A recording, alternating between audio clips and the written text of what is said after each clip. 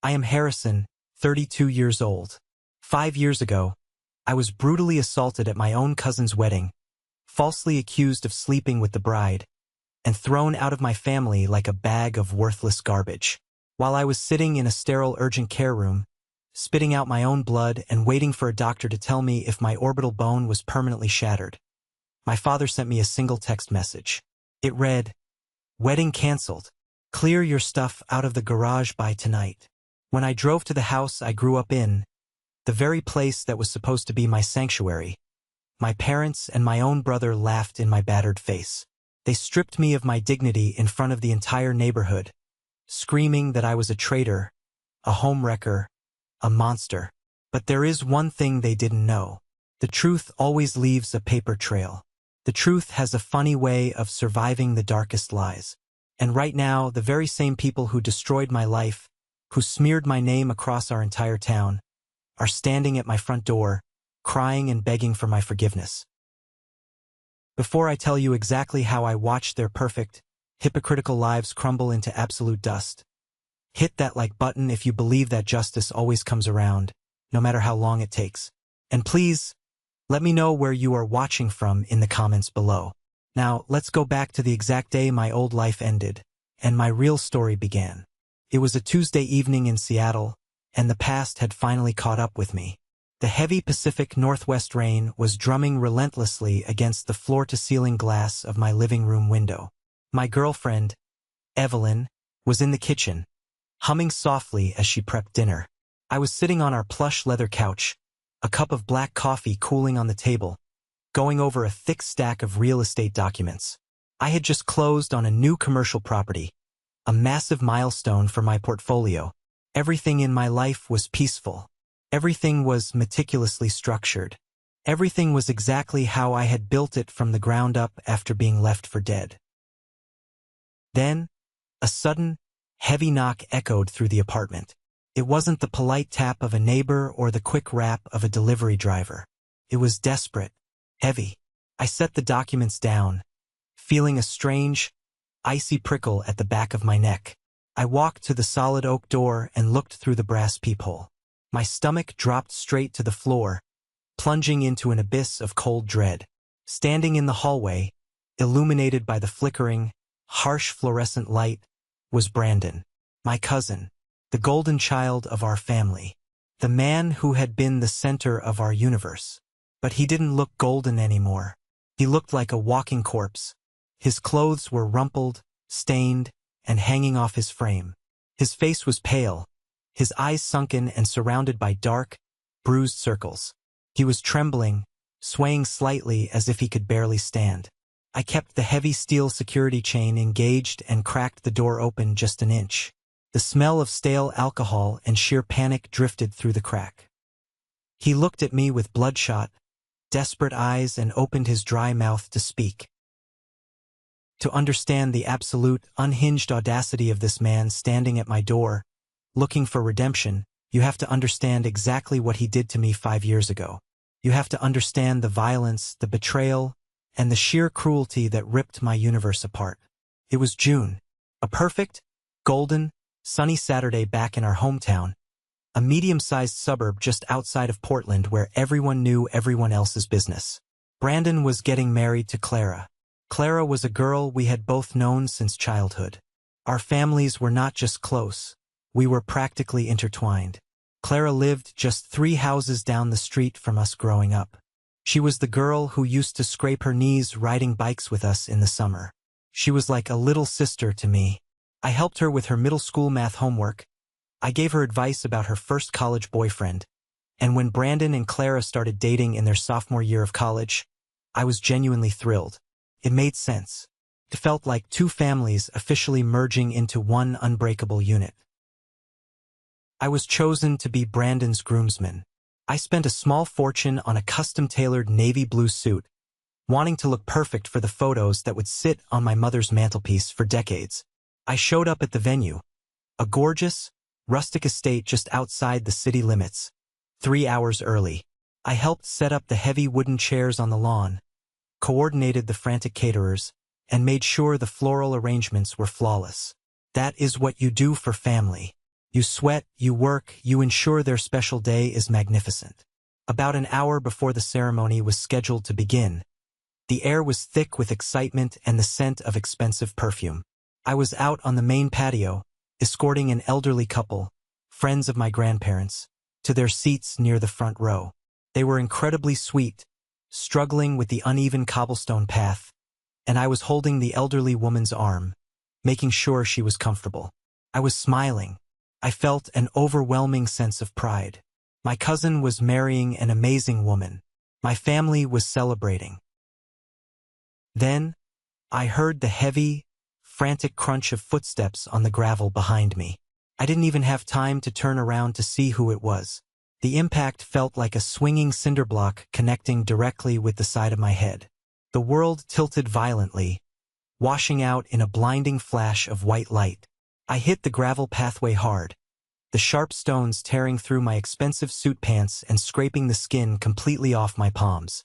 Before I could even gasp for air or process the explosion of pain in my skull, a heavy leather boot slammed into my ribs with the force of a sledgehammer. I rolled over, gasping, and saw Brandon towering over me. His face wasn't the face of the cousin I grew up with. It was twisted into a grotesque mask of pure, unadulterated rage. The veins in his neck were bulging. He grabbed me by the lapels of my torn navy suit, hauling my upper body off the ground, and started throwing heavy, closed-fist punches directly at my face. He didn't just hit me. He was trying to destroy me. He was trying to cave my face in. Through the sickening thuds and the high-pitched ringing in my ears, I heard him screaming. He called me every vile, disgusting name in the English language. He screamed that I was a traitor. He screamed, "How could you do this? I trusted you." I threw my arms up, trying desperately to shield my eyes and nose, tasting the sharp, hot, metallic tang of my own blood filling my mouth. The elderly couple I had been helping was screaming in pure terror. Women in the crowd were shrieking. Tom, the best man, and 3 other groomsmen finally sprinted over. Took all 4 of them to physically drag Brandon off me. He was still thrashing like a wild animal, kicking out, trying to land one last blow to my head. I sat up on the gravel, completely disoriented, the world spinning in sickening circles. My left eye was swelling shut so rapidly I could feel the pressure building against my skull. Blood was pouring from my nose in a steady stream, soaking the crisp white collar of my shirt. The venue manager, a woman in a panicked frenzy, ran over with a walkie-talkie. She wanted to call the cops immediately. She said she had to file a police report and suggested I contact a lawyer to file a lawsuit right then and there. I spit a mouthful of blood onto the grass and refused. Even with my face smashed to pieces, even with my ribs screaming in agony, my first instinct was to protect him. I thought he was having a psychotic break. I thought there was a terrible, catastrophic misunderstanding. I wouldn't let my cousin be arrested in his tuxedo on his wedding day. I took an Uber to the urgent care clinic by myself, holding a blood-soaked linen napkin to my face, my entire body shaking with shock. The emergency doctor was grim. She gave me a heavy industrial ice pack and told me I had a severe concussion, 2 cracked ribs, and a badly bruised orbital bone that narrowly escaped being shattered. She handed me a clipboard with discharge papers. That is exactly when my phone buzzed in my pocket. I pulled it out with trembling, blood-stained fingers. It was a text message from my father, Richard. I expected panic. I expected him asking what hospital I was at. Instead, the screen read, "Wedding canceled. Clear your stuff out of the garage by tonight." There was no question. There was no concern. Just a cold, calculated eviction. Driving a car with one eye completely swollen shut and a blinding, nauseating concussion is a special kind of hell. I gripped the leather steering wheel of my Honda until my knuckles turned a ghostly white. Every single pothole on Elm Street sent a blinding shockwave of pain through my fractured ribs and up into my jaw. I drove past the old oak tree where my older brother Neil and I used to build forts, past the rusted mailbox I had painted bright blue for my mother's birthday 10 years ago. It took me exactly 14 minutes to reach the driveway, but suspended in that agonizing cocktail of adrenaline and utter confusion, It felt like an eternity. I pulled into the driveway of my childhood home. The faded blue paint on the siding looked exactly the same. The meticulously manicured lawn was pristine. My parents' cars were parked perfectly in their spots. My brother Neil's heavy-duty truck was parked aggressively on the edge of the lawn. I unlocked the heavy front door, my hand shaking so badly the key scratched the brass plate. I walked down the hallway and stepped into the kitchen. My father, Richard, was standing rigidly by the granite counter, his arms crossed over his chest like a judge waiting to deliver a sentence. My mother, Martha, was sitting at the oak dining table, her hands clasped tightly together. Neil was leaning against the stainless steel refrigerator, a dark, unreadable expression on his face. The silence in the room was absolute. It was thick, suffocating, and heavy with venom. My mother looked up. She saw my battered, bloody face, the suit torn to shreds, the purple swelling entirely obscuring my left eye. She gasped, "But I know my mother. I know the micro-expressions on her face." There was no maternal warmth in her eyes. There was no horror at my injuries. There was only pure, unadulterated disgust. I leaned against the doorframe, breathing heavily through my mouth. I asked them what was going on. I asked them why Brandon had just tried to beat me to a pulp in front of 100 guests. My father didn't hesitate. He slammed his heavy fist onto the granite counter, the sound cracking through the room like a whip. He looked at me with a level of contempt I had never seen before and told me to drop the innocent act. His voice was a low, dangerous rumble. He said the entire family knew everything. They knew that Clara and I had been carrying on a sickening secret affair behind Brandon's back for months. He said I was a disgrace to our family name. I stared at him. The words didn't compute. I actually laughed. A dry, broken, painful laugh that made my cracked ribs burn with white-hot agony. It was the most insane, ridiculous, mathematically impossible accusation I had ever heard in my entire life. Clara was my sister in every way that mattered. We had zero romantic chemistry, zero history, zero interest in each other. We were family. I demanded to know who told them this absolute garbage. I stepped forward, ignoring the pain. I demanded proof. "Show me a text message," I yelled, my voice cracking. "Show me a single photo. Show me a hotel receipt, an email, a single shred of actual evidence that this horrific betrayal ever happened." My father looked me dead in the eye, his face completely devoid of emotion. "We don't need proof, Harrison. We just know." Neil pushed off the refrigerator. Neil, my own flesh and blood, the brother I had looked up to my entire life. He walked over to the kitchen island, reached behind it, and tossed a heavy canvas duffel bag directly at my feet. It hit the hardwood floor with a heavy thud, the zipper busting open to reveal my old baseball gloves, some college sweatshirts, and a few framed photos. "Get out of this house," Neil said. His voice wasn't angry. It was dripping with a sick, arrogant satisfaction. "You are disgusting. You are a cancer. You are dead to this family." I looked at my brother. I really looked at him, and in that fraction of a second, I saw the gleam of triumph in his eyes. That was the exact moment I realized this wasn't just about a rumor. This was deeply, fundamentally calculated. Neil had always been intensely jealous of me. I had the better career, the better credit score, the stability. He had always wanted to be the sole focus of our parents' attention. He wanted the undivided inheritance. He wanted to ensure that when the time came, the real estate properties my parents owned would go entirely to him without dispute. And here, handed to him on a silver platter, was his golden opportunity to remove me from the equation permanently. He didn't care if the rumor was true or not. He didn't care about justice. He just wanted me erased. I turned to my mother. I dropped to my knees, not out of guilt, but out of sheer physical and emotional exhaustion. I begged her to listen to me. I reminded her of the values she had beaten into my head since childhood. Honesty, integrity, family. I told her I would drive to a police station right now and take a polygraph lie detector test. I told her to look at my face, shattered by my own cousin, and tell me I deserved this without a single ounce of hard evidence. She turned her head away, staring blankly at the floral wallpaper. She refused to even make eye contact with me. I slowly stood up.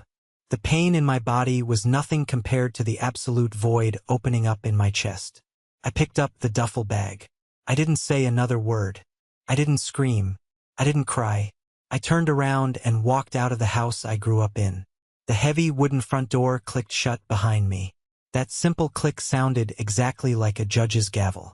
It severed every single tie I had to the people who shared my blood. The next few weeks were a living, breathing nightmare. Our town was small, the kind of place where secrets are currency. And my Aunt Beatrice, Brandon's mother, was the undisputed queen of local gossip. She was a woman who thrived on drama. She was the president of the neighborhood HOA meetings. She organized the massive Thanksgiving dinners at the local community church. She was a master manipulator who could turn a whisper into a hurricane. Beatrice made it her personal, vicious mission to ensure that every single person in our town knew exactly what I supposedly did. She spun a web of lies so thick and so toxic it choked the life out of me. Suddenly, history was rewritten. Every innocent interaction Clara and I had over the last 10 years was twisted into something dark and dirty. The time I helped Clara study for her final college exams in the library, Beatrice told everyone we were hooking up in the stacks. The time I helped Clara fix her flat tire in the pouring rain in the Walmart parking lot, a secret, sordid rendezvous. I couldn't go anywhere. I walked into the local grocery store to buy milk, and women I had known since kindergarten would literally abandon their shopping carts and speedwalk in the opposite direction.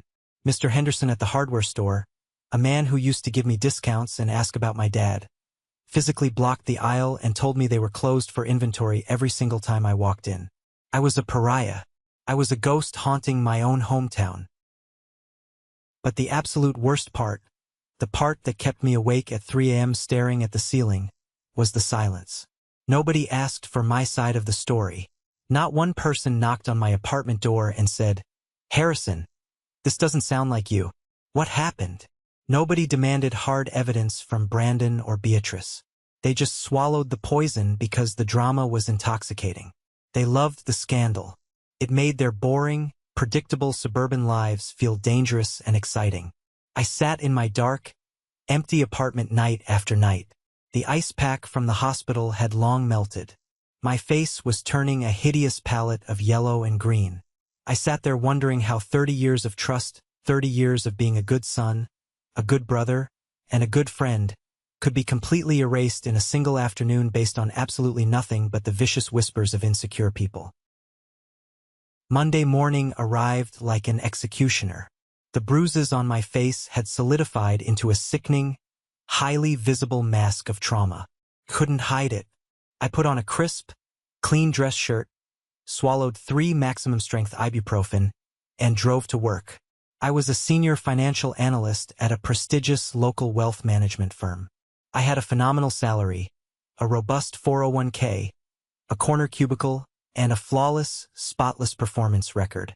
I naively thought my professional life would be a safe haven, a fortress of logic and numbers where the hysterical family madness couldn't reach me. I was dead wrong. By 10 a.m., my inbox pinged with an urgent meeting request. My boss, Gregory, called me into his spacious corner office. Gregory was a weak, spineless man who cared infinitely more about his country club membership and his golf handicap than he did about his employees. Sitting awkwardly on the leather sofa next to his desk was a young HR representative, clutching a manila folder like a shield. Gregory didn't even offer me a seat. He remained standing behind his mahogany desk. He looked at my beaten, swollen face, winced slightly, and sighed heavily. He didn't ask if I was okay. He didn't ask who assaulted me. He simply stated that deeply troubling rumors were circulating around the office water cooler. He said clients were talking. He said my personal conduct and the violent altercation I was involved in over the weekend were becoming a severe liability for the company's sterling reputation. I looked at him in total disbelief. My jaw actually dropped, sending a spike of pain through my cheek. I was the victim of an unprovoked, brutal physical assault. I had done absolutely nothing wrong. I hadn't broken any laws. I calmly told him this was a private, highly volatile family matter based entirely on fabricated lies, and that my performance metrics were the highest in the department. Gregory shook his head slowly, refusing to meet my eyes. He said it was a tight-knit community, and optics mattered more than metrics. He said the firm couldn't afford to be associated with scandal. He slid a piece of heavy stock paper across the desk. It was a termination letter. I was fired, effective immediately. No severance package, no transition period, no support, just a standard cardboard box for my desk belongings and an escort to the elevator. As I walked out of the office, carrying my pathetic cardboard box filled with framed degrees and coffee mugs, I saw my coworker Julian standing by the copy machine. Julian and I used to get beers every single Friday. We knew everything about each other's lives. We had covered for each other during massive audits. I looked at Julian, desperate for just a nod of solidarity, a silent acknowledgement that this was insane. Julian looked down at his expensive Italian shoes and quickly power walked the other way, pretending to read a blank sheet of paper. I carried my box down to the underground parking garage, dropped it into the trunk of my car, and collapsed into the driver's seat. I gripped the steering wheel, my breathing shallow and fast. I had no family. I had no friends. I had no job. I had no salary to pay my rent. Everything I had painstakingly built over my entire adult life was completely wiped out, decimated, erased, all because of a rumor. I pulled out my phone. My hands were shaking. I dialed Clara's number. For weeks, it had gone straight to an automated voicemail. I had left dozens of messages begging her to call me back. This time, on the fourth agonizing ring, the line clicked open. I didn't even say hello. I just breathed out, "Clara, please, God, tell me you're alive." I heard a heavy, ragged, soul-crushing sob on the other end of the line. Clara's voice was completely broken. It was the sound of a woman who had been hollowed out. Her situation was even worse, far more brutal than mine. Her super-religious, terrifyingly strict parents had completely and utterly excommunicated her. Her father, a man who preached forgiveness every Sunday, actually called their parish priest to try and get her formally and publicly removed from the church congregation. He wanted her shamed from the pulpit. Her mother, the woman who used to bake cookies for us, went into Clara's childhood bedroom, packed up every single stuffed animal, photo album, and diary she owned into black, heavy-duty trash bags, and dumped them on the front porch in the pouring rain. They completely revoked her access to the college fund they had set up for her future children. They treated her like she was a walking, breathing plague. Clara had been a rising star, a senior project manager at a massive marketing firm downtown. But in a sick twist of fate, her team lead was Brandon's cousin on his mother's side. The nepotism and the gossip destroyed her. Her life at work became an inescapable psychological torture chamber. She was aggressively written up for microscopic, imaginary mistakes. She was isolated from all major projects. Her desk was moved to a dark corner near the bathrooms. She was eventually bullied and harassed so severely that she was forced to resign just to preserve her own sanity. We agreed to meet up later that night. We chose a desolate, flickering parking lot behind an abandoned strip mall on the absolute edge of town, terrified of being seen together and fueling the fire. We sat in my car in the pitch black, the engine off, the only sound the distant hum of the highway. We compared notes. We were two completely innocent people whose lives had been violently hijacked and crashed into a brick wall by an invisible enemy. "Who did this, Harrison?" Clara whispered, staring out the foggy window at the cracked asphalt. Tears were silently streaming down her face. "Who told them these lies? Who hates us this much?" We had no idea. We knew Brandon was hot-headed and arrogant, but he wouldn't just invent this elaborate, destructive narrative out of thin air. He wasn't that creative. Someone had deliberately poisoned his mind. Someone had planted a seed of absolute toxicity and watered it until it choked us all. But who? And why? What was the motive? We realized a terrifying, crucial fact that night in the dark car. You cannot prove a negative. You cannot legally, logically, or physically prove that a secret affair didn't happen. If the people who supposedly loved us unconditionally were willing to throw us away to the wolves without demanding a single shred of concrete proof, there was nothing we could say to change their minds. Any attempt to defend ourselves, any attempt to hire a lawyer or fight back, was just seen as further manipulation. We were fighting a phantom. We were fighting people who desperately wanted us to be guilty. I looked at Clara. I saw the dark, bruised circles under her eyes. I saw the bone-deep exhaustion in her slumped posture. She looked like a prisoner of war. "We have to leave," I said. My voice was suddenly steady.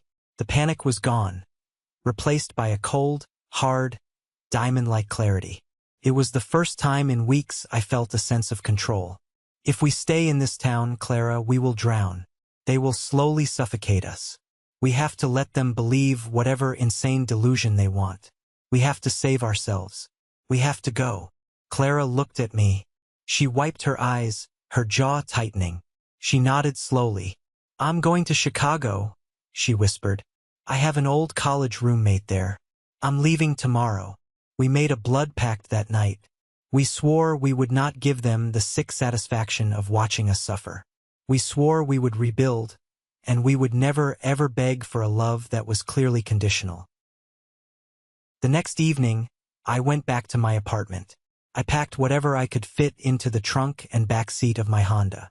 I left the expensive, heavy furniture. I left the television. I left the memories. I drove to a 24-hour gas station on the outskirts of town.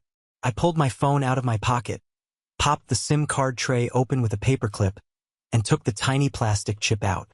I stared at it for a second. It held my entire past. My parents' numbers. My brother's number. I snapped it in half with my thumb and threw the pieces into a greasy trash can.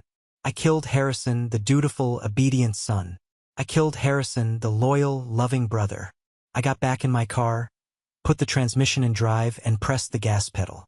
I didn't look back in the rearview mirror once. I drove straight through the night, the highway lines blurring together, heading north toward the coast, heading toward a city where nobody knew my name, my battered face, or the catastrophic lies attached to them. Seattle welcomed me with freezing, relentless rain and total, beautiful anonymity. It was exactly what my bruised soul needed. The endless rain felt like it was washing away the suffocating heat of my hometown's judgment. I was a ghost, and for the first time in my life, being invisible was a superpower. I rented a tiny, severely overpriced studio apartment in Capitol Hill. The walls were paper-thin, the heater rattled like a dying engine, and the view was a brick alleyway. I slept on a cheap inflatable air mattress on the bare floor for 2 straight months. But that cold plastic air mattress felt infinitely better than the plush, expensive bed in my parents' house, because in this tiny, drafty room, I was entirely safe. There were no whispers behind my back. There were no judgmental, hypocritical stares at the grocery store. I threw myself into rebuilding my life with a ruthless, almost terrifying determination. The anger was my fuel. I updated my resume, stripping away any references from my old firm. I used a corporate recruiter, leveraging my raw skills, and landed a junior analytical position at a massive financial tech firm downtown. It was a humiliating step down from my old senior title, and the salary was significantly lower, but I didn't care. I needed a foothold. I worked 80-hour weeks. I was the first person in the office before the sun came up, and I was the last one to leave when the cleaning crew arrived. I didn't socialize. I didn't engage in office politics. My work spoke for itself in undeniable, flawless numbers. It was at a company-mandated summer barbecue, 3 grueling years later, that the universe finally showed me a sliver of mercy. That is where I met Evelyn. Evelyn was absolutely nothing like the women in my hometown. She didn't care about neighborhood gossip, she didn't care about HOA board elections, and she certainly didn't care about country club status. She was a senior software engineer, fiercely independent, with a wicked, sharp sense of humor and piercing brown eyes that saw right through any corporate nonsense. We clicked instantly over a burnt hot dog and a shared hatred of Seattle traffic. By our 3rd date, sitting across from each other at a quiet, dimly lit coffee shop near the misty waterfront. I knew I had to tell her the truth. I wasn't going to build a new life, a new foundation, on omissions or half-truths. I took a deep breath, my hands sweating, and laid it all out on the wooden table. I told her everything. The brutal assault at the wedding. The insane accusations. My parents abandoning me without a second thought. Neil's gleeful betrayal over the inheritance. The complete, systematic destruction of my former life and reputation. I braced myself for the inevitable recoil. I waited for her to look at me with that familiar spark of suspicion. I waited for her to slowly pull away, to ask if I really did sleep with Clara, to ask if maybe I had done something to provoke it. Evelyn didn't flinch. She took a slow sip of her chamomile tea, looked me directly in the eyes with absolute clarity, and said, "Your family sounds incredibly stupid and deeply toxic. I'm so sorry you had to survive that alone. Do you want to go get some ice cream?" That was it. No brutal interrogation. No shadow of doubt. Just pure, unwavering, fiercely protective belief. I actually had to look away to hide the tears welling in my eyes. I almost broke down crying right there in the middle of the crowded coffee shop. For the first time in 3 long, agonizing years, someone actually saw me. Evelyn became my anchor. She became my sanctuary. We moved in together a year later into a beautiful, sunlit apartment in a high-rise downtown.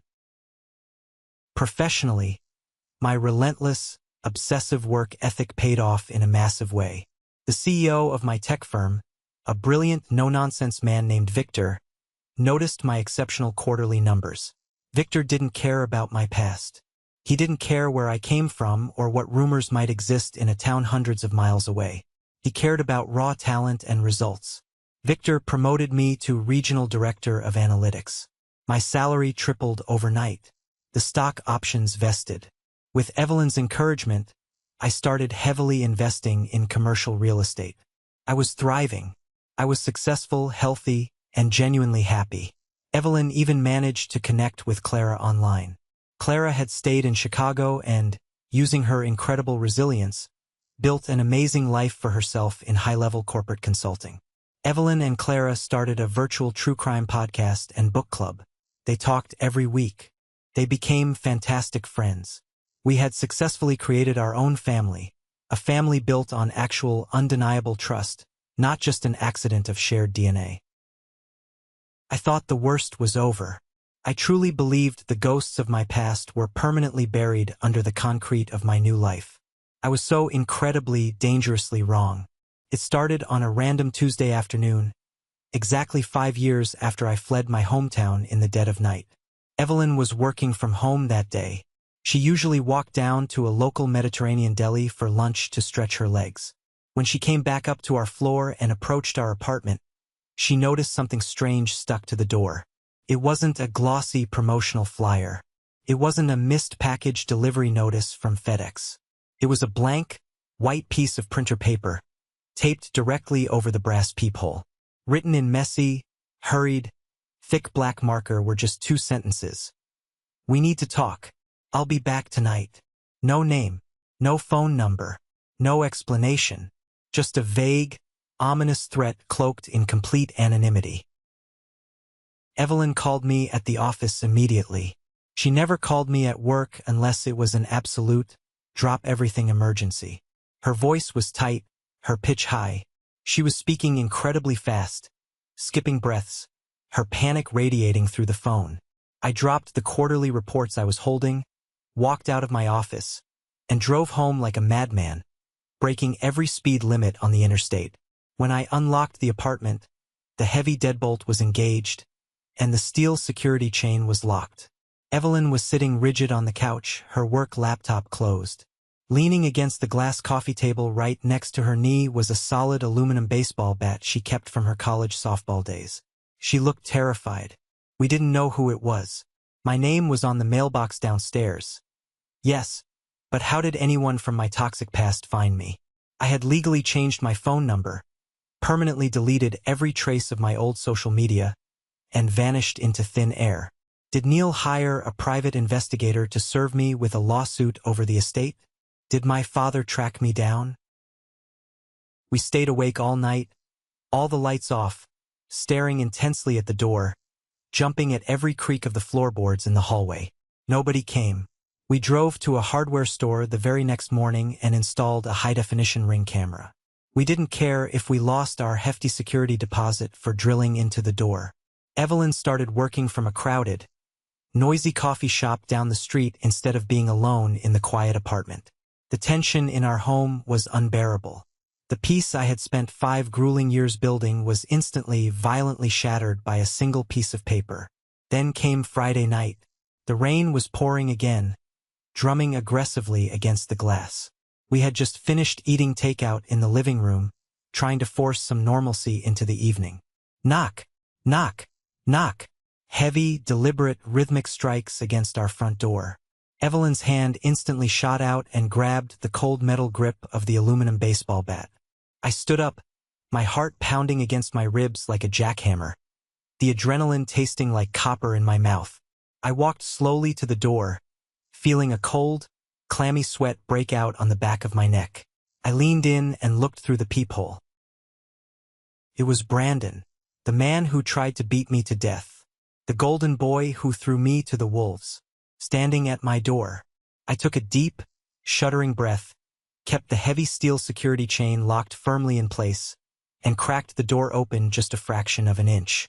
"Harrison," he croaked, his voice cracking, sounding like a man who had swallowed glass. He looked utterly destroyed, broken. "Please, I know everything. I know the truth." I stared at him through the narrow gap, feeling absolutely nothing but cold, hard, righteous anger. I stood completely still, staring at Brandon through the narrow, 1-inch gap of my front door. The heavy steel security chain was pulled taut across the frame, serving as a physical, undeniable barrier between my meticulously constructed, peaceful present and the absolute, chaotic nightmare of my past. The Seattle rain was pounding furiously against the thick glass windows at the end of the hallway, creating a steady, relentless drumbeat that perfectly matched the violent pounding of my heart against my ribs. Brandon leaned his forehead against the cold wood of the doorframe. He looked pathetic. He looked like a man who had lost absolutely everything, including his will to live.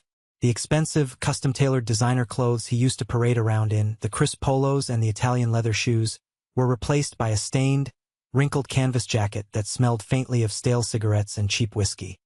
His face was hollowed out, the skin sagging around his cheekbones, making him look like he had aged 10 or 15 years in the span of just 5. The signature arrogance, the undeniable entitlement that used to radiate from him like a toxic, suffocating cologne, was completely, utterly gone. "Harrison, please," he begged. His voice cracked, sounding like he had been screaming or crying for days on end. "Please just open the door. Let me in. I know everything. I know what Monica did. I know that you and Clara were completely innocent. I know the truth, Harrison. I know the whole, disgusting truth." I didn't move a single muscle. I didn't reach a hand up to unlatch the chain. I just looked at him, feeling a strange, icy calm wash over my entire body. 5 years ago, sitting in that dark, empty apartment with a bag of frozen peas pressed to my shattered face, I would have given absolutely anything to hear those exact words. 5 years ago, I would have dropped to my knees, thanked God that my family finally believed me, and ripped this door open. I would have hugged him. I would have cried into his shoulder. But I wasn't that man anymore. That version of Harrison, the dutiful, people-pleasing cousin who took a beating to protect his family's reputation, died in a greasy gas station parking lot when he snapped his SIM card in half and drove into the night. "Monica," I repeated. The name left a bitter, metallic taste in my mouth. Monica was a bridesmaid at that disastrous wedding. She was a girl Brandon had met at his high-end, exclusive gym about a year prior to the ceremony. She was always lingering around the edges of our family gatherings, always laughing a little too loudly at Brandon's terrible jokes, always finding an excuse to touch his arm or brush against his shoulder.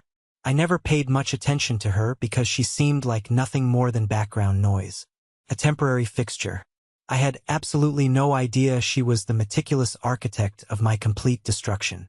Brandon let out a ragged, ugly sob, his fingers clutching the edge of the doorframe until his knuckles turned white. "We are getting a divorce, Harrison," he choked out, the words hanging heavy and toxic in the damp hallway air. "It is getting so ugly. We were fighting constantly. We were fighting about the house, the shared bank accounts, the alimony she was demanding. She hired this ruthless, bloodthirsty lawyer who was tearing my finances apart. She wanted everything. I yelled at her. I told her she was ruining my life, that she was a parasite. And Harrison, she just snapped." He looked up at me, his eyes bloodshot, wide, and swimming with a horrifying, belated realization. "She laughed at me, Harrison, right in the middle of our custom kitchen. She poured herself a glass of wine, laughed directly in my face, and told me she never even liked Clara. She told me she wanted my lifestyle. She wanted the massive diamond ring. She saw how close Clara and I were, how much history we shared, and she knew she couldn't compete with a lifetime of memories. So she decided to remove the competition entirely. She made the whole thing up, every single word. The secret text messages she claimed she saw, the hotel meetups, the affair. She completely fabricated a massive, disgusting lie to get Clara out of the picture. And when I asked her how she could destroy you in the process, you know what she said? She said destroying you was just necessary collateral damage to make the story believable to my parents. I stood there in my hallway, listening to the agonizing confession that should have set me free. Instead, it just made the deep-seated anger inside me burn hotter, brighter, and significantly sharper. "Collateral damage," I said. My voice was completely flat, devoid of any warmth, any sympathy, or any brotherly love. My entire life, my established career, my relationship with my own parents, my pristine reputation in our hometown, all of it was just collateral damage so some random girl you met on a treadmill could secure a wedding ring and a joint checking account. "I was blind, man," Brandon pleaded, desperately trying to push his fingers through the narrow crack in the door. Evelyn instantly stepped up right behind me. She rested the heavy aluminum baseball bat firmly against her shoulder, her dark eyes practically shooting daggers at him through the gap. Brandon saw the bat, saw the fierce, uncompromising look on her face, and physically flinched backward. "I was an absolute idiot," Brandon continued, his voice trembling. "I believed her because she had all these incredibly specific details. She manipulated me, Harrison. She manipulated all of us. I came here to apologize. I drove all the way from Oregon without stopping. I haven't slept in 2 days. I need to make this right. I need you to forgive me. And I need you to give me Clara's new phone number so I can apologize to her, too. I need to hear her voice." I actually laughed. It wasn't a happy laugh, and it certainly wasn't a relieved laugh. It was a dark, hollow, razor-sharp sound that made Brandon take another physical step back into the hallway. "You want Clara's phone number?" I asked, my tone dropping to a dangerous, lethal whisper. "You threw her away like she was a bag of rotting garbage. Her ultra-religious parents put her childhood memories, her diaries, and her photos in black trash bags and left them out in the pouring rain. You let your mother, Beatrice, turn Clara's name into a dirty, filthy joke at every single HOA meeting and church bake sale in the entire county. And you honestly think you can just drive up here, look sad, say my bad, and get her phone number?" "We are family, Harrison," he whispered, desperately playing the ultimate, toxic guilt card. "Family makes mistakes." "No, Brandon," I said coldly, looking at him like he was a complete stranger. "We share DNA. That is nothing more than a biological accident. Family does not leave you bleeding in the dirt. Family demands concrete proof before executing a guilty verdict on someone they claim to love. You had 5 entire years to hire a private investigator. You had 5 years to demand to see my bank statements, my phone records, my emails. You had 5 years to look at the man you grew up with, the man who stood by you through everything, and realize he would never, ever betray you. But you didn't, because it was easier to play the victim. It was easier to marry the liar than to admit you were wrong. I reached for the heavy brass door handle. Harrison, wait, please, don't shut the door, he panicked. Uncle Richard and Aunt Martha know the truth, too. My mom knows.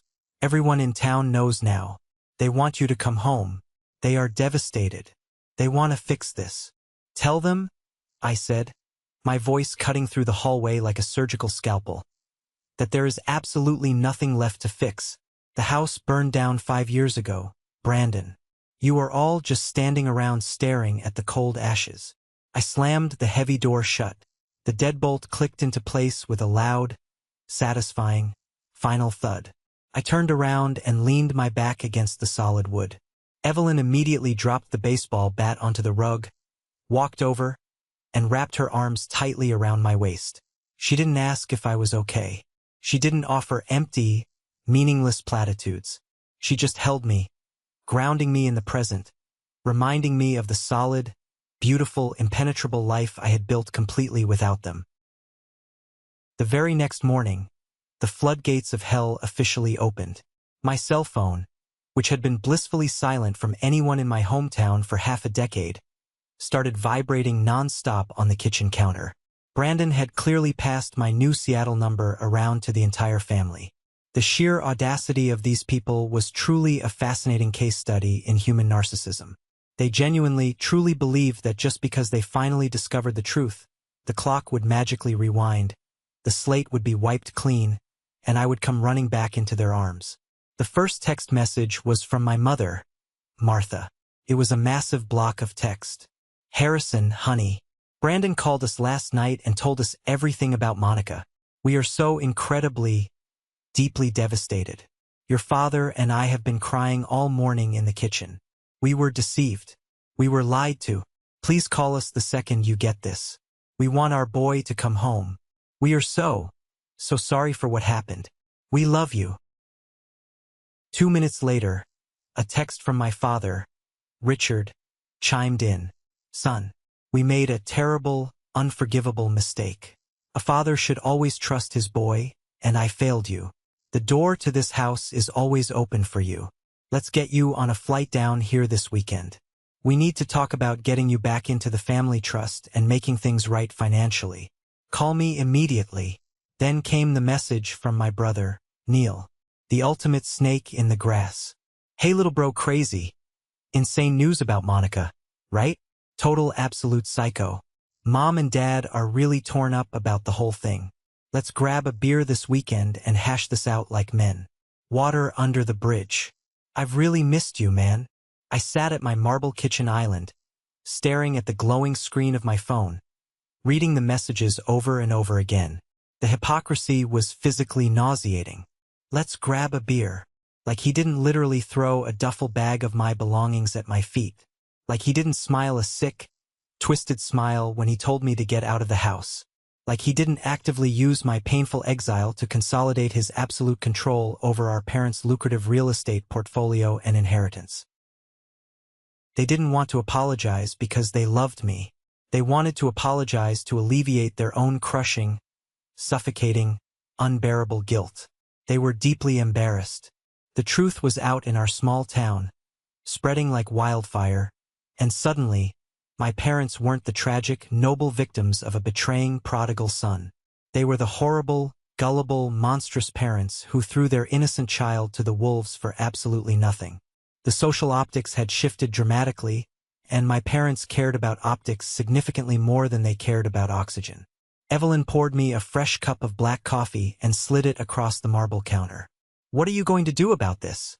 She asked quietly, her eyes scanning the barrage of notifications. I picked up the heavy ceramic mug, feeling the comforting heat seep into my palms. I looked at the desperate voicemails piling up in my inbox. They thought they could just reel me back in with a few text messages. They thought I was still the same desperate, people-pleasing kid who desperately wanted their validation and approval. I'm going to give them exactly what they want, I said, a slow, cold, highly calculated smile spreading across my face. I'm going to give them the ultimate family reunion. I didn't reply to a single text message. I didn't return a single desperate phone call. I let them sweat in the absolute silence for 3 agonizing, excruciating weeks. I let their anxiety build to a boiling point, let their guilt fester and rot, let the relentless neighborhood gossip completely consume their daily lives. I needed them to realize on a fundamental level that I was no longer at their beck and call. I controlled the timeline now. Finally, on a Tuesday afternoon, I sent one single, highly specific group text message to my parents, my brother Neil, Brandon, and Aunt Beatrice. Saturday, 2 p.m. sharp, the executive conference room on the top floor of the downtown Marriott in Portland. If anyone is even 1 minute late, I leave. If anyone brings uninvited guests, spouses, or lawyers, I leave. This is your one and only chance. I chose a sterile, high-end, heavily monitored corporate conference room for a very specific, strategic reason. I wasn't going to meet them at a local restaurant where they could cause a massive emotional scene or try to order drinks to soften the blow. I certainly, under no circumstances, was going to step foot inside my childhood home, where they held the territorial psychological advantage. I wanted neutral, unforgiving ground. I wanted a boardroom, because this was not a family reunion meant for hugs and tears. This was a hostile corporate takeover of my own life's narrative. I flew down to Portland on a late Friday night flight. Evelyn came with me. She wore a sharp, custom-tailored charcoal blazer, a crisp white blouse, and carried a thick, heavy leather portfolio under her arm. She looked like a high-powered, ruthless corporate attorney, and honestly, her mere presence gave me a layer of impenetrable armor they couldn't even begin to pierce. At exactly 1:45 p.m. on Saturday, Evelyn and I walked into the massive glass-walled conference room. The long mahogany table was gleaming under the recessed lighting. I set up my high-end laptop at the absolute head of the table, connected it via HDMI to the massive flat-screen monitor mounted on the far wall, and opened a secure Zoom link. Clara was on the other end of the line. She was sitting in her gorgeous, sunlit high-rise apartment in downtown Chicago. She had her camera completely turned off, choosing to remain a silent, intimidating black square on the screen with just her name typed in stark white text. She wanted to hear every single word. She wanted to witness the carnage, but she absolutely refused to let them see her face. She refused to give them the sick satisfaction of looking at the woman whose life they actively tried to destroy. At exactly 1:55 p.m., the heavy glass door to the conference room slowly pushed open. They walked in looking like a grim funeral procession. My mother, Martha, looked incredibly fragile, her shoulders hunched, clutching her expensive designer purse against her chest like a life raft in a storm. My father, Richard, looked deeply uncomfortable and aged, his posture unnaturally rigid. Aunt Beatrice, the former undisputed gossip queen of the suburbs, kept her eyes glued to the expensive hotel carpet, looking terrified. Brandon looked even worse than he did at my apartment door. The sheer stress of his impending, catastrophic divorce was clearly eating him alive from the inside out. And then there was Neil, my older brother, desperately trying to wear a mask of casual, brotherly concern. But I could easily see the frantic, nervous twitch in his jaw. The second the door closed behind them, my mother completely broke rank. She dropped her purse onto the floor and rushed toward the head of the table, her arms outstretched, thick tears streaming down her carefully applied makeup. "Harrison! Oh, my sweet boy! I am so sorry." "Stop right there." My voice cracked through the silent, highly acoustic room like the crack of a leather whip. I didn't raise my volume. I didn't yell, but the absolute, freezing, terrifying authority in my tone made her freeze dead in her tracks. "Take a seat, Martha," I said, pointing to the furthest chair. She physically flinched. "Not Mom, Martha." The remaining color instantly drained from her face, and she slowly backed away, sinking heavily into a leather chair. The rest of them scrambled to sit down, completely, utterly silent. They realized in that exact, crystal-clear moment that the power dynamic they were so used to had permanently, irreversibly shifted. I wasn't the defendant begging for mercy anymore. I was the judge, the jury, and the executioner. "Let's get a few non-negotiable ground rules straight before we begin," I started, leaning forward, resting my forearms heavily on the mahogany table. I looked each of them directly in the eye. Number 1. Nobody touches me. Number 2. Nobody interrupts me while I am speaking. Number 3. If anyone, specifically you, Richard, tries to use religious guilt, scripture, or the concept of family duty to justify your horrific behavior, this meeting is immediately terminated. Is that completely understood? They all nodded slowly, looking like terrified, reprimanded schoolchildren sent to the principal's office. Good, I said smoothly. I pointed to the massive monitor illuminating the wall. Clara is on the line. She is listening to every word. Say hello to everyone, Clara. Hello. Clara's voice echoed loudly through the conference room's surround sound speakers. It was smooth, highly professional, and entirely terrifyingly devoid of any emotion whatsoever. Brandon broke down instantly at the sound of her voice. He buried his face in his trembling hands, his shoulders shaking violently. Clara Harrison, I am so sorry. I am so incredibly, deeply sorry. Monica manipulated me. She lied about absolutely everything. I was stupid. I was blind. I ruined my own life and I ruined yours. My divorce is destroying me. She's taking half my salary, the house, the retirement accounts. I am paying for what I did to you. Yes, you are paying for it, I said coldly, cutting off his pity party. And you deserve to lose every single penny you have ever earned. But we aren't here to talk about Monica. Monica is a snake, yes, but a snake can only bite you if you willingly open the door and let it into your house. We are here to talk about the people sitting in this room.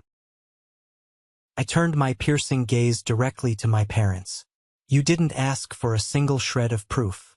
You didn't ask to see a text message, a photo, or an email. You looked at your own son. A son who had never given you a single solitary reason to doubt his character in 30 years. And you threw him into the garbage because a scandalous rumor was more convenient than the boring truth. Harrison, please, son. My father pleaded, his voice thick with deep shame and embarrassment. We were trying to protect the family reputation. The optics in the community were terrible. We thought, the optics? I interrupted, my voice dropping an octave, echoing with pure disdain. You threw your own child into the street for neighborhood optics? What about the optics of completely abandoning your flesh and blood?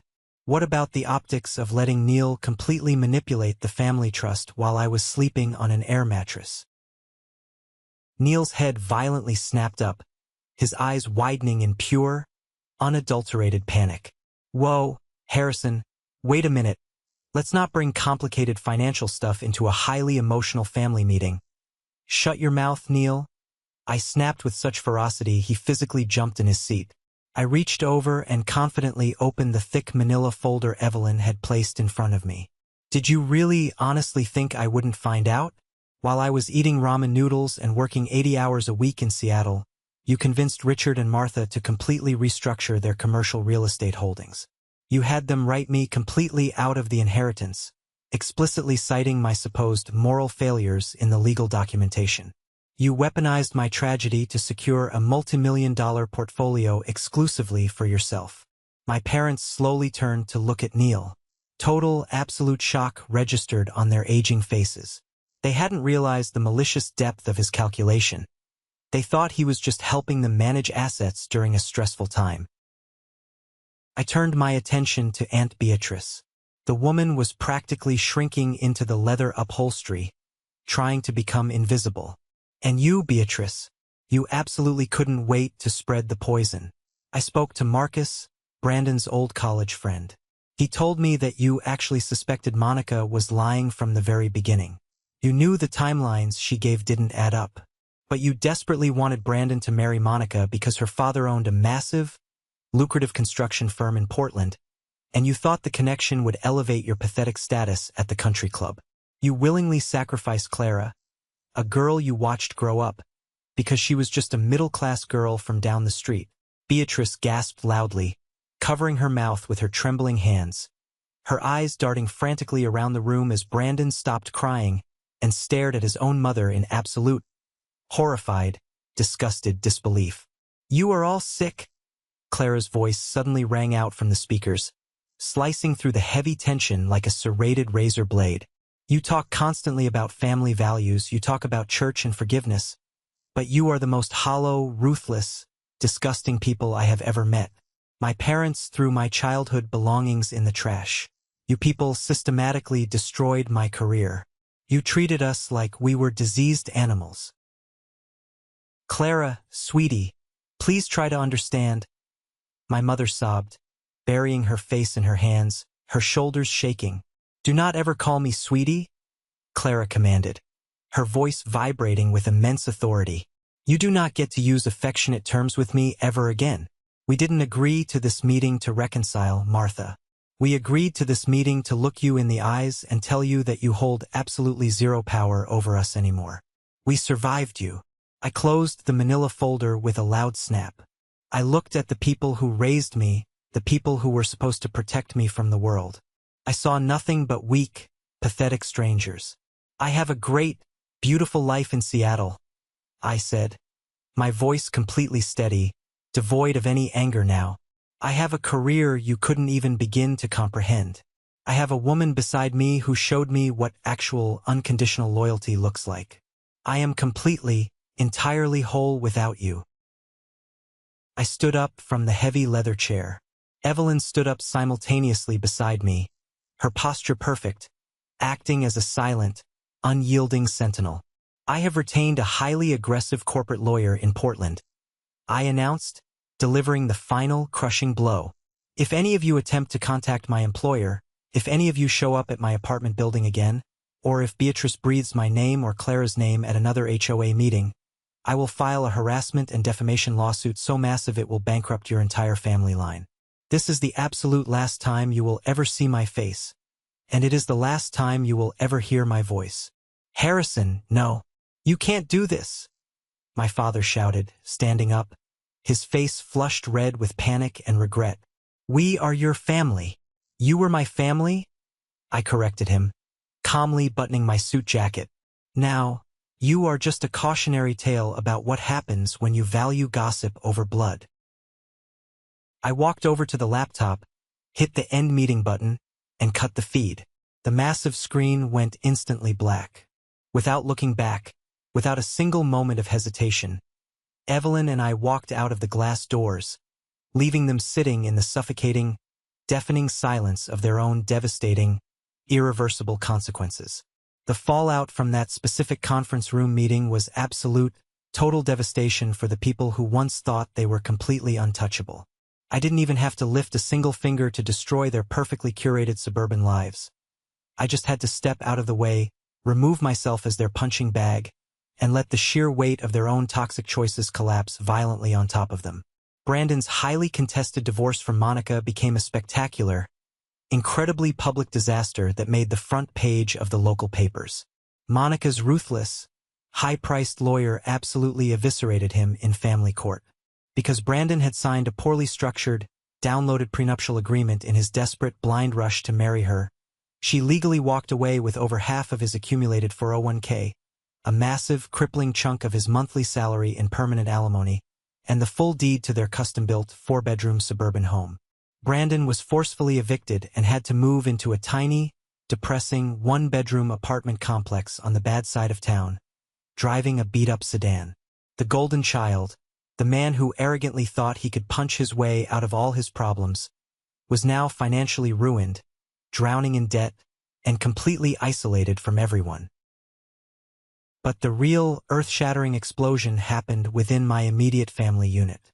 My parents, finally waking up from their deep delusion and realizing how badly they had been played, immediately turned their sights on Neil. The horrifying revelation that Neil had actively, maliciously manipulated my painful exile to entirely rewrite the inheritance trust and secure the family's lucrative commercial real estate portfolio for himself shattered whatever fragile illusion of a happy family they had left. My father, Richard, a man who valued traditional loyalty and respect above all else, felt completely, utterly betrayed by his eldest, supposedly faithful son.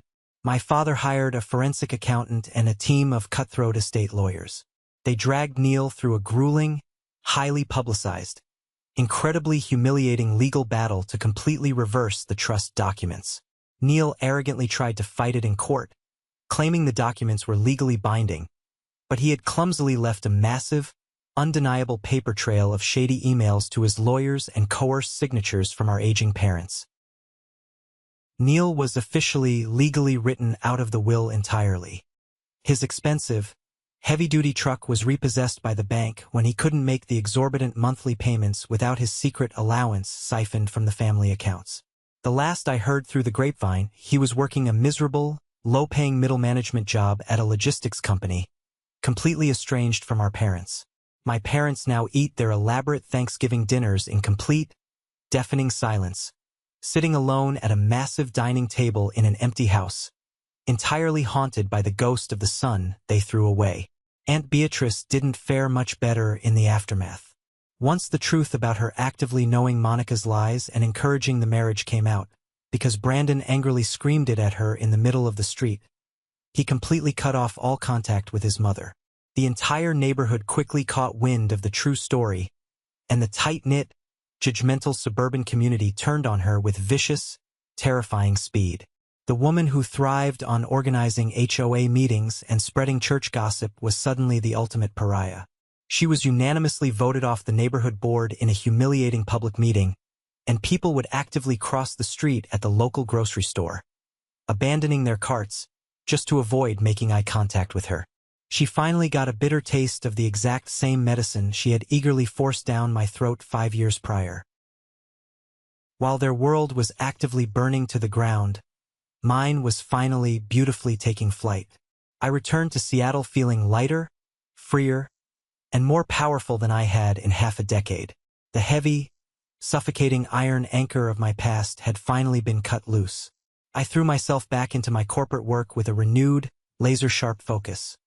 Not out of a desperate need to prove them wrong this time, but out of pure, unadulterated passion for the life I was building. 3 months after the intense confrontation in Portland, I was called into the massive top-floor office of Victor, the CEO of my financial tech firm. Victor was a man of very few words, a stoic, brilliant leader who valued absolute integrity above all else. He motioned for me to sit down in the plush leather chair opposite his massive, imposing oak desk. He didn't smile, but there was a deep, undeniable respect in his eyes as he looked at me.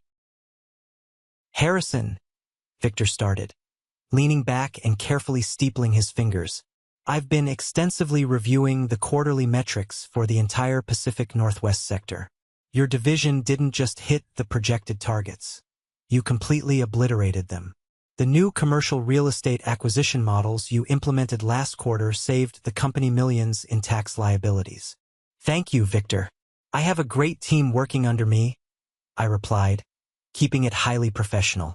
Victor shook his head slightly, a rare smirk appearing.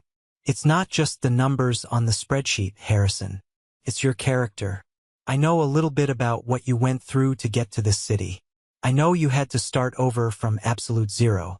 You didn't let the betrayal break you. You let it forge you into something stronger. That kind of mental resilience is incredibly rare, and it is exactly what this company desperately needs at the executive leadership level." He opened his desk drawer and slid a thick, heavy-stock, sealed envelope across the polished wood. "I am officially promoting you to Vice President of Regional Operations," Victor announced, his voice ringing with finality. "It comes with a massive salary bump, a highly lucrative new equity package, a company car, and a corner office on the 40th floor with a view of the Sound." I stared at the thick envelope.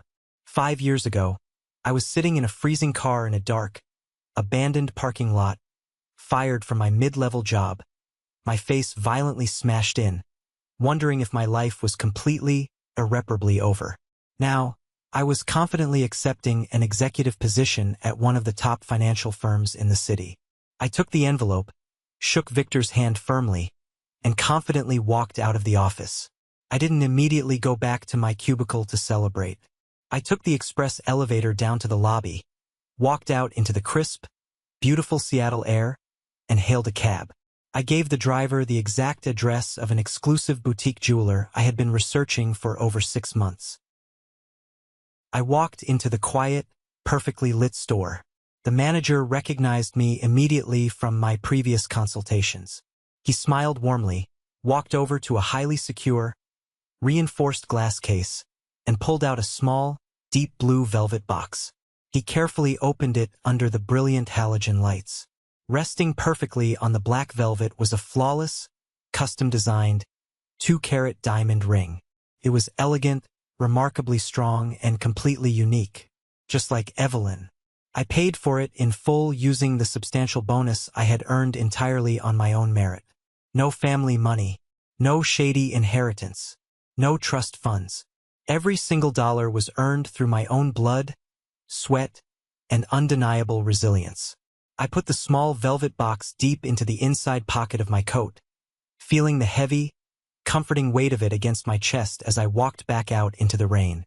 I planned the proposal for a quiet, rainy Sunday morning. Evelyn and I had always loved the rain.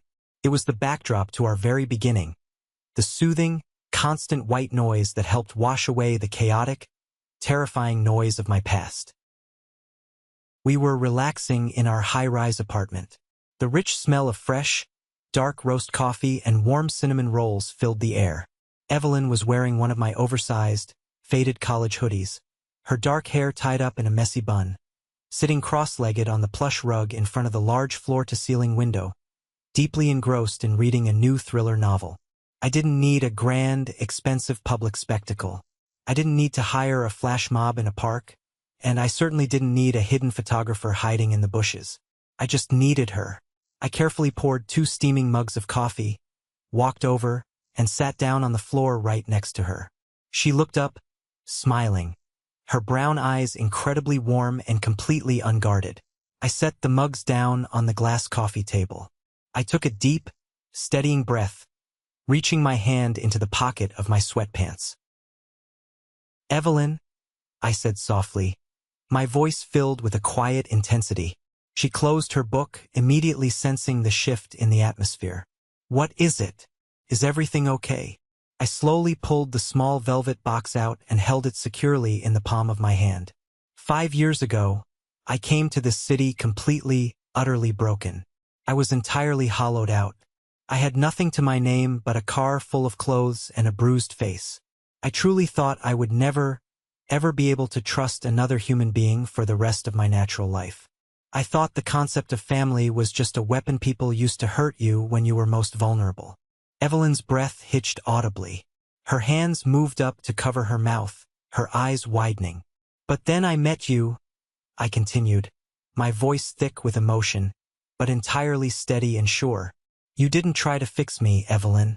You did something infinitely better. You gave me a safe, secure place to fix myself. You fully believed in me when I was a complete stranger with a wild story. You stood fiercely by me when the ghosts of my past came knocking at our door. You are my absolute sanctuary. You are my family." I opened the box, revealing the stunning diamond catching the soft, gray morning light filtering through the window. I don't want a massive, stressful wedding. I don't want the drama or the fake smiles. I just want you, for the rest of my life. "Evelyn, will you marry me?" Tears spilled over her eyelashes, tracing rapid paths down her cheeks. She didn't hesitate for a fraction of a second. She didn't pause to think. She threw her arms around my neck, burying her face in my shoulder, and whispered, "Yes, yes, Harrison. Absolutely yes. 1,000,000 times yes." I slid the ring onto her finger. It was a perfect, flawless fit. A few weeks later, a thick, beautifully embossed envelope arrived in our mailbox. The return address was from Chicago. I opened it at the kitchen counter while Evelyn was making breakfast. It was a wedding invitation. Clara was getting married to her longtime fiancé, a fantastic, incredibly supportive guy named David, who treated her like absolute royalty. Inside the formal invitation was a small, handwritten note from Clara. "Harrison and Evelyn, I am only inviting the family I actually chose to have in my life. Please come to Chicago and celebrate with us. We survived, Harrison. We actually survived the fire." I looked at the invitation, a profound, unshakable sense of peace settling over my soul. We hadn't just survived the fire. We had walked through it, conquered it, and built a castle from the ashes. Sometimes the universe does you a massive, disguised favor by violently removing the toxic elements from your life, even if it hurts like absolute hell at the time. My family's brutal betrayal felt like a public execution, but in reality, it was a profound liberation. It forced me to strip away all the societal expectations, the exhausting people-pleasing, and the desperate need for validation from people who were fundamentally, psychologically incapable of giving it. I learned the hardest lesson a man can possibly learn. Blood does not automatically make you family. Shared DNA is not a contract for abuse. Loyalty, mutual respect, and unconditional trust are the only things that make you family.